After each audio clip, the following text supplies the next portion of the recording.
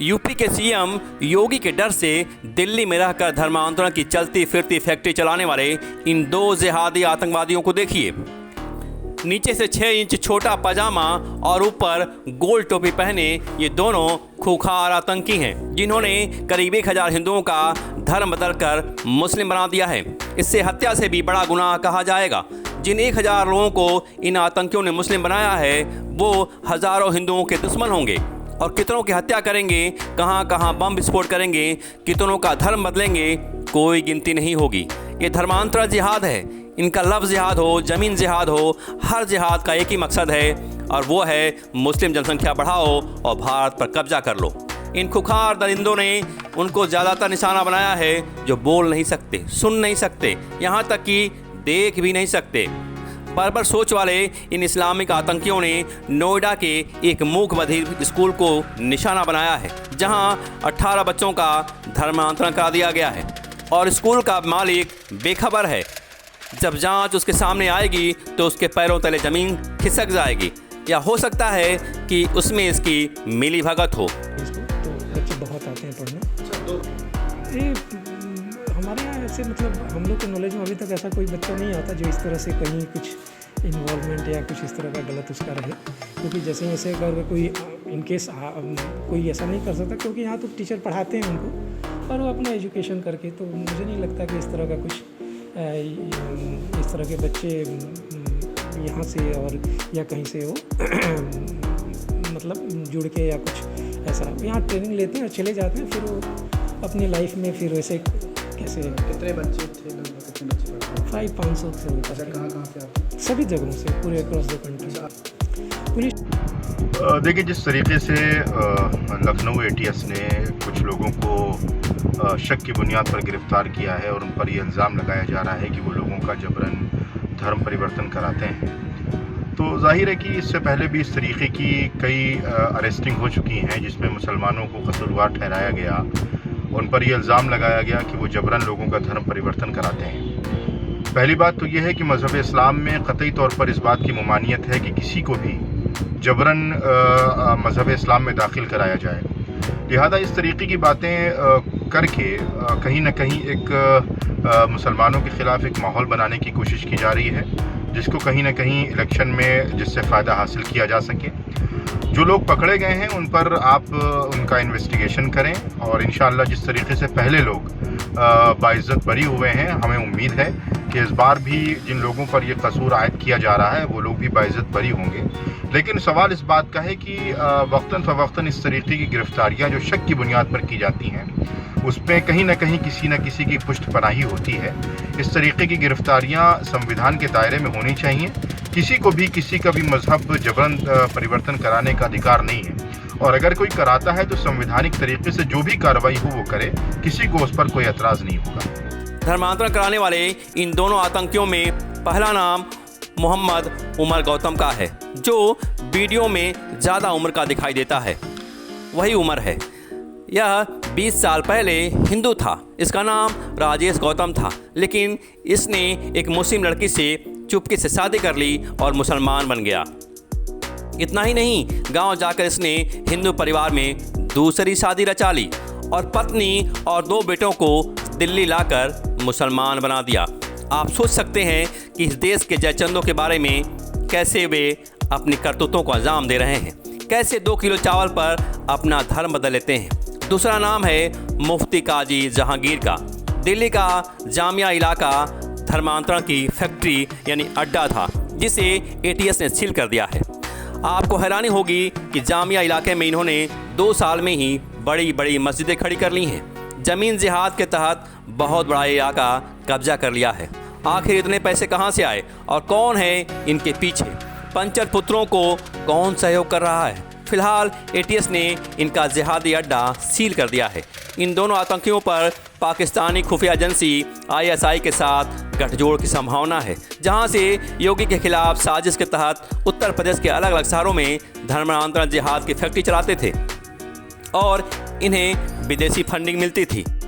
विभिन्न गैर मुस्लिम, मूक बधिर, महिलाओं, बच्चों एवं अन्य कमजोर वर्गों के लोगों का बृहद स्तर पर सामूहिक धर्म परिवर्तन कर रहे हैं। उमर ने यह बताया पूछताछ में कि उन्होंने अभी तक लगभग 1000 गैर मुस्लिम लोगों को मुस्लिम धर्म में परिवर्तित कराया है तथा बड़ी संख्या में उनकी मुस्लिमों से शादी कराई गई। उमर एवं उसके सहयोगियों द्वारा धर्म परिवर्तन हेतु इस्लामिक दावा सेंटर जो जोगाबाई एक्सटेंशन जामिया नगर में है, वहाँ से इस संस्था का संचालन किया जाता है, जिसका मुख्य उद्देश्य गैर मुस्लिमों का धर्म परिवर्तन कराना है। इस कार्य हेतु इसके व इसकी संस्था के बैंक खाताओं में तथा अन्य माध्यमों से भी भारी पैसे उपलब्ध कराए जाते हैं। इस कार्य हेतु विदेशों से भी फंडिंग की जाती है, जिसका उपयोग धर्मांतरण हेतु किया जाता है। उत्तर प्रदेश में धर्म परिवर्तन का कानून तो पहले से ही मौजूद है। इसके मतलब उत्तर प्रदेश की सरकार, उत्तर प्रदेश की पुलिस किसी भी क्षेत्र में कानून व्यवस्था बनाए रखने में नाकाम हो रही है। चाहे महिला पर अत्याचार हो, चाहे शराब माफिया हो, चाहे भू माफिया हो, चाहे कफन चोर हो। जनता की समस्या का तो समाधान पुलिस नहीं कर पा रही है, लेकिन हर घटना का राजनीतिक रूप रंग देना चाहती है। ये हमारे उत्तर प्रदेश के लिए चिंता की बात हो गई है। देखिए, आज इस बात को लेकर एटीएस ने आप सबके सामने खुलासा किया, तो ये हमारी सुरक्षा एजेंसियां इसलिए मुस्तैद हैं क्योंकि आदरणीय योगी जी लगातार इस विषय पर बहुत गंभीरता से उन्होंने सदन में भी रखा और हम सब ने मिलकर सदन में जब इसके खिलाफ कानून पारित किया, धर्म परिवर्तन के खिलाफ, धर्मांतरण के खिलाफ, तो विपक्ष ने आवाज उठाई थी। कांग्रेस, सपा, बसपा सब ये जोड़कर चल रहे थे कि नहीं साहब, ये तो हमारा वोट बैंक है, कहाँ आप ये कानून बना रहे हैं, एक समुदाय के खिलाफ है।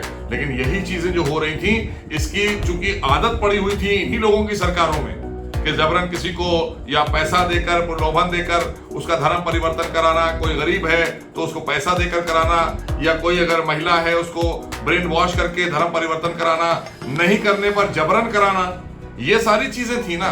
तो इसलिए कानून लाए हम, क्योंकि हम तो पहले से ही तैयार थे इस बात को लेकर, क्योंकि ये शिकायतें लगातार मिल रही थी, एजेंसियां बता रही थी और कई ऐसे मामले आप लोगों के सामने पहले भी आए। लेकिन हम बता देना चाहते हैं कि उत्तर प्रदेश में भारतीय जनता पार्टी की आदरणीय योगी जी के नेतृत्व की सरकार है। ये किसी मुल्ला की सरकार नहीं है कि आप यहाँ पर इस तरह के कृत्य कर लेंगे। यहाँ पर सबका साथ, सबका विकास और सबके विश्वास की बात हम करते हैं। यहाँ पर हम किसी को इस तरह का कृत्य नहीं करने देंगे। इसीलिए हमारी सुरक्षा एजेंसियां, उनको हाथ हमने बांध नहीं रखे हैं, उन पर कोई पॉलिटिकल प्रेशर नहीं है। वो प्रदेश के हित में, देश के हित में उनको काम करने की पूरी छूट है और ऐसे लोगों को कतई नहीं बख्शा जाएगा जो लोग देश में इस तरह का काम कर रहे हैं। हम उन्हें भी बिहाइंड द बार करेंगे, उन्हें भी जेल में डालने का काम करेंगे जिन्होंने इनको फंडिंग की है। जो लोग के इशारे पर ये काम कर रहे हैं, हम उनके भी नाम सामने लाएंगे, क्योंकि ये बात आज से नहीं है, ये पिछली सरकारों का कृत्य है और पिछली सरकारों से ये आदी है। इसलिए देश की सुरक्षा और देश के लोगों के साथ इस तरह का व्यवहार ना हो, इसलिए हमने कानून भी बनाया है और आगे कार्रवाई करनी होगी। उसी कानून के तहत कड़ी से कड़ी कार्रवाई करेंगे।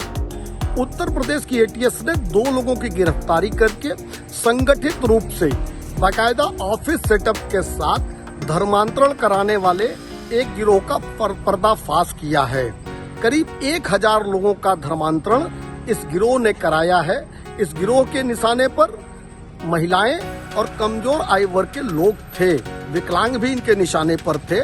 उनको भय और लालच के बल पे उनका धर्मांतरण करा के शादी कराया जाता था। इस गिरोह का कनेक्शन आईएसआई और देश विरोधी तत्वों के साथ भी है। मेरा सवाल है तथाकथित धर्मनिरपेक्षतावादी दलों से, क्या इस मुद्दे पर भी ऐसे लोगों के खिलाफ कुछ बोलेंगे कि फिर से तुष्टीकरण के खेल में शामिल होकर ऐसे लोगों को मौन समर्थन देंगे? लेकिन पुलिस की एफआईआर में जो तथ्य सामने आए हैं, उसे सुनकर आपके पैरों तले जमीन खिसक जाएगी। इस धर्मांतरण का सबसे बड़ा मकसद रोहिंग्याओं को सेट करना है।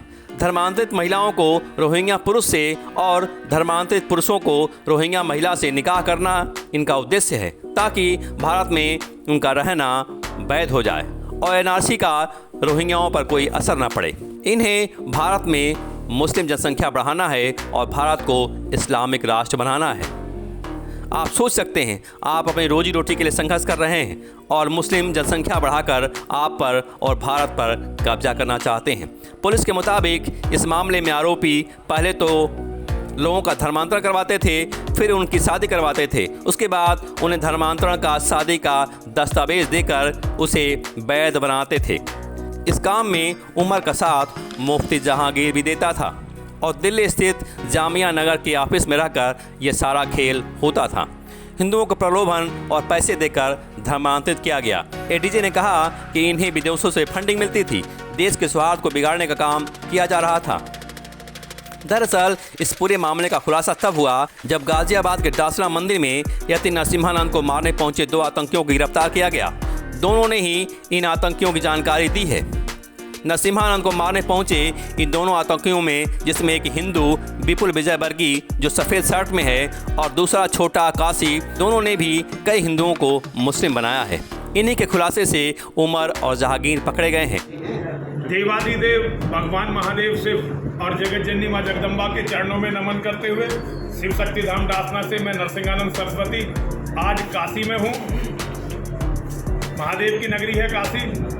आज यूपी एटीएस ने जहांगीर और उमर गौतम ये 2 मौलवी पकड़े हैं और इन मौलवियों का क्लू जो है, जो हमारे मंदिर में मेरी हत्या करने के लिए जो 2 मुसलमान आए थे, उन्होंने ये क्लू दिया था। ये जो हमारे शिष्यों ने पकड़कर पुलिस वालों को दिए थे, एक बहुत ही बड़ा गिरोह है जो हिंदुओं का धर्म परिवर्तन करके उन्हें मुसलमान बनवा रहा है। और ये गिरोह पूरा गृह युद्ध के लिए काम कर रहा है, पूरे गृह युद्ध के लिए बहुत ही बड़ा गिरोह है। और दुर्भाग्य की बात यह है कि हिंदुओं में सभी लोग इसके बारे में जानते हैं, लेकिन कोई भी चर्चा करना नहीं चाहता। जिस व्यापक पैमाने पर ये गिरोह लोगों का धर्मांतरण करवा रहा है और क्राइम करवा रहा है, इसकी हर स्तर पर जांच होनी चाहिए। मैं बहुत दिनों से इसकी मांग उठाता रहा हूं।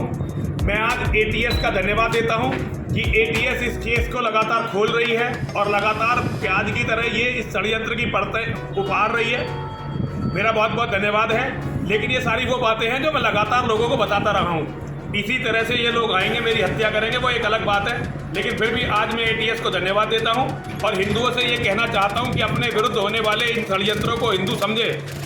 इन्होंने लाखों हिंदुओं को मुसलमान बना दिया और कहीं चर्चा नहीं है, कहीं चर्चा नहीं है। और किस तरह से ये मेरे जैसे व्यक्ति की हत्या का षड्यंत्र कर रहे हैं, ये समझने वाली बात है। ये सभी को समझनी चाहिए। मेरा यही कहना है हिंदुओं से, हिंदुओं यदि इन षड्यंत्रों को नहीं समझोगे तो मिट जाओगे। हर हर महादेव, हर हर महादेव, हर हर महादेव। उत्तर प्रदेश की योगी सरकार ने पुलिस को सख्त हिदायत दी है कि रोहिंग्या मुसलमान और जिहादी किसी भी तरह से प्रदेश में बख्शे न जाएं। सख्त कार्रवाई की जाए। योगी ने एटीएस और संबंधित विभाग को ऑर्डर भी जारी किया है, जिसके तहत अब प्रदेश में रोहिंग्याओं की धरपकड़ में तेजी लाई जाएगी। कुल मिलाकर यूपी के नोएडा में धर्मांतरण कराने वाले रैकेट का खुलासा होने के बाद हर कोई सकते में है। एटीएस ने यूपी के गोमती नगर थाने में केस दर्ज किया है, जिसमें जामिया नगर स्थित इस्लामिक दावा सेंटर के चेयरमैन का भी नाम दर्ज है। जानकारी के मुताबिक यूपी की एटीएस इन दोनों आतंकियों से 4 दिन से पूछताछ कर रही है और सारे राज उगलवाने में लगी है।